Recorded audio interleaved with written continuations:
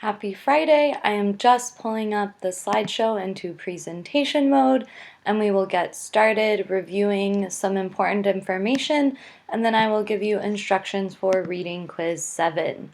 So the first thing I would like to go over is that all of these assignments on the screen are assignments that are still available for makeup work. I am updating grades today as I work. And so in between helping students during office hours, answering text, emails, and attending meetings, I'm getting all of these assignments updated.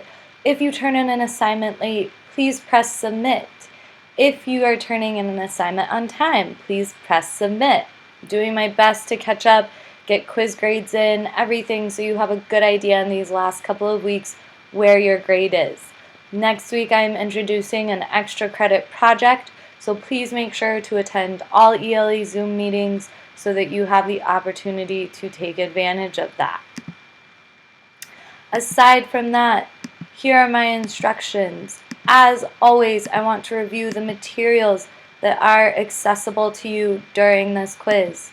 The first is any classwork you have completed this week is available on Google Classroom and is something that you may use on the quiz. The other thing is this is a 13 question multiple choice quiz. Instead of completing the quiz on Edulastic, you will complete it on Elluminate. So I have some extra instructions relating to that today. Similarly, this assessment is only open for 24 hours, so it needs to be completed by Saturday. So you have that amount of time. If you don't, you need to email me so that I can reopen it for you to retake it. So keep in mind, you may use signposts, comprehension questions, glossaries. You can use the online version of the novel. However, this assessment is primarily based on the excerpt that you read before moving on. So, like I said, 13 multiple choice questions. You will have a passage excerpt, and caught a mistake, that you should annotate before you answer the questions. I think the reason many people have been getting things incorrect on these open note multiple choice quizzes is because you are focusing on your knowledge of the novel overall. You are not paying close enough attention to the passage, which tells me you are probably not reading it before you answer questions. So please read that chapter 22 excerpt of the novel. The students who get the highest grades read the passage, annotate it, and then they answer the multiple choice questions. If a question says in the passage, you should refer to the chapter 22 excerpt that is right on the left side of your screen on the quiz. If a question says in the novel or book, you should refer to your knowledge of the text overall, meaning chapter 1 through 24, not just the events in the passage you have read and annotated from chapter 22. Now, like I said, this test is a little bit different because it is on Elluminate. Right now, I'm going to show a video with all of the test features and some instructions that I recorded to help you use all of the tools meant to make this easier for you. These same assessment tools will be available to you when you take the ELA assessment June 5th. So, please watch this video. Please don't skip ahead.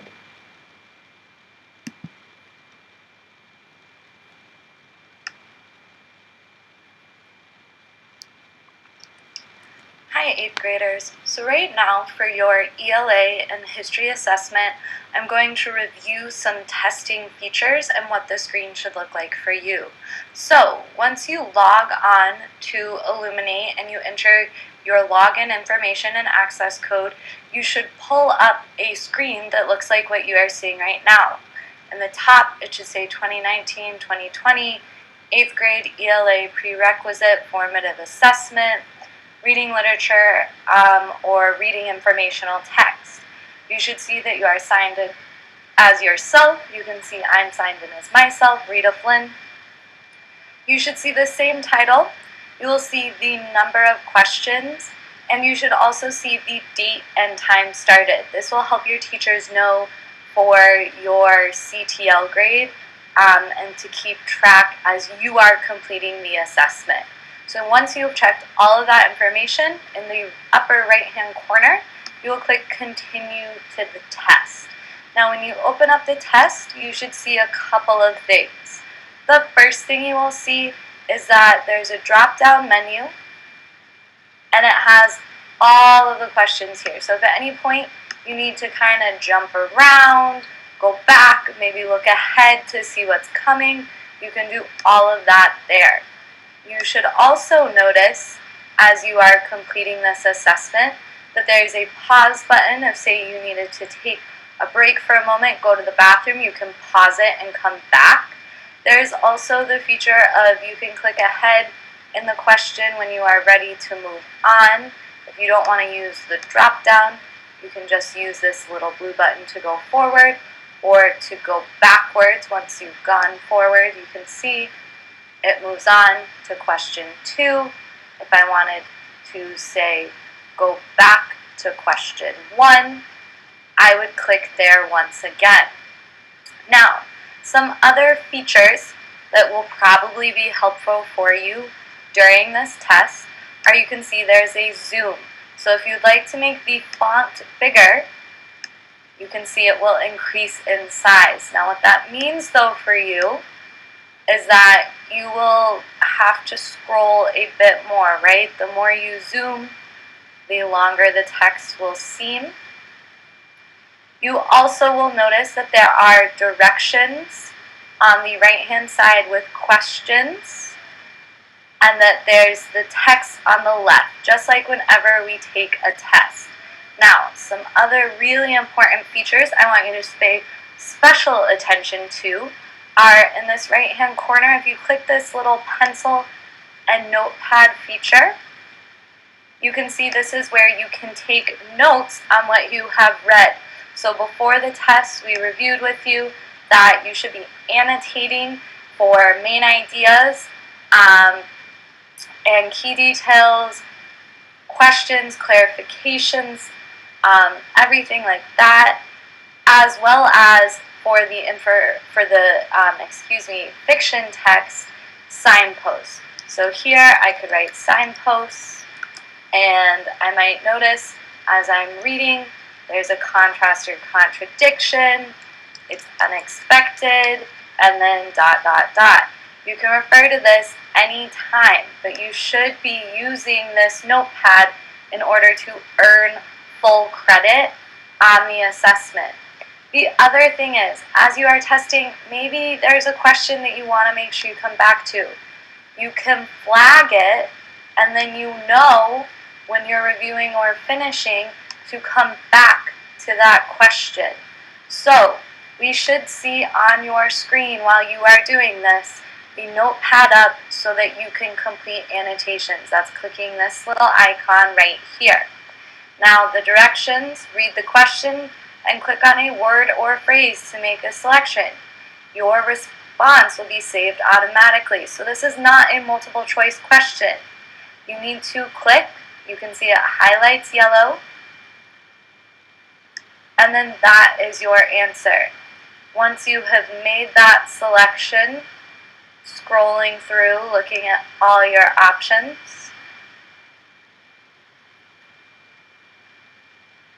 then what you will do, after reading carefully, you selected 2,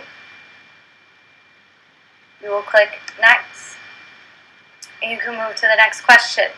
Now this question is just a typical multiple choice, but there are some different features. Once again, if I want my notepad in front of me, I can see all of my saved notes that I took while I was annotating while reading the selection. Again, that flag is there if I want to remember to come back, but I can also use answer strike. So maybe this question I know makes no sense. I'm going to eliminate that. I just click off if I don't want it. Click it on as an eliminate, and then I am able to process of eliminate all of my answers. Can turn that off. That's right. So what is the author's central idea in this selection? Use details to support your answer. So I click, since it is a written response, into the written response box. I begin typing. If at any point I want to undo that typing, I can use that. I can use the backspace on my computer. There is bold, right? If I want a bolder font. There is italicize. There is underline. I also have an indent. Remember, if I'm responding, my first sentence should have an indent. And then maybe get out of the full screen if I didn't need the screen as large. Again, that is up to you. All of these features are available. If I wasn't ready to finish my writing or I wanted to read it one more time before going back, again, I could flag the question. Moving on, you can see after the short and written response, some questions have a part A and a part B. Please make sure that you answer both part A and part B, again using all features, referring back to your annotations, flagging the question if you need to, eliminating what you know doesn't make sense. Always making sure to scroll, referencing back to your text, which will always be in front of you. And then again, we have another example of a written question. So, once again, I have the text box. I need to click inside of it. I can bold, I can italicize and underline as necessary, but I need to respond to the question using evidence from the text on the left, perhaps my notes where I have annotated. Maybe I flag it to come back to it.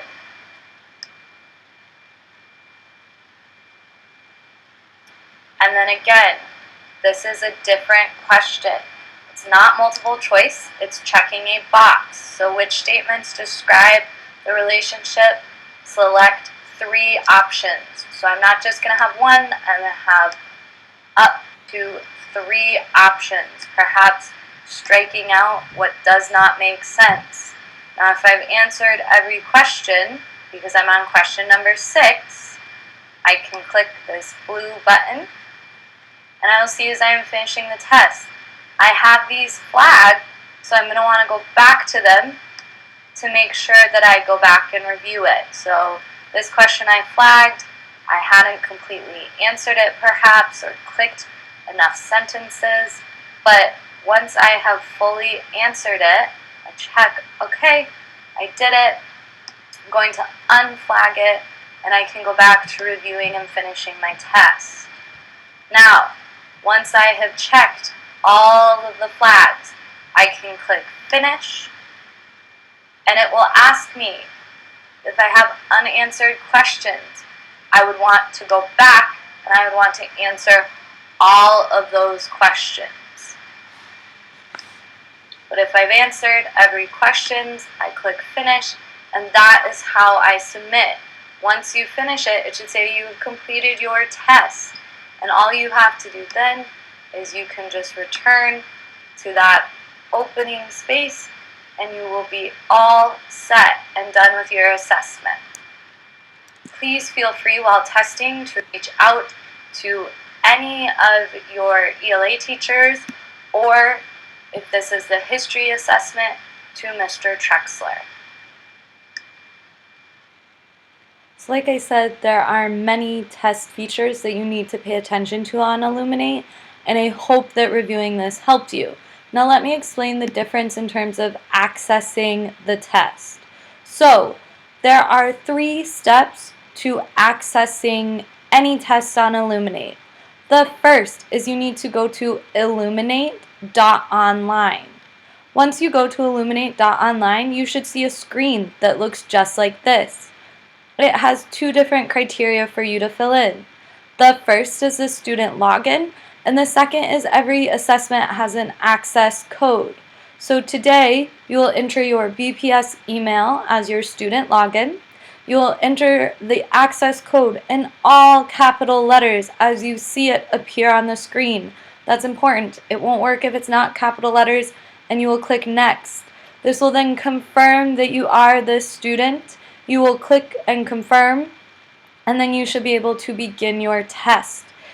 If you have any questions, any trouble accessing the quiz, anything like that, please text, email me, call me, set up a Zoom with me so we can troubleshoot this now, rather than having to worry about it later on or for your assessments in the future. If you have any questions, please let me know. Otherwise, I hope you have a wonderful weekend, and I will see you all next week.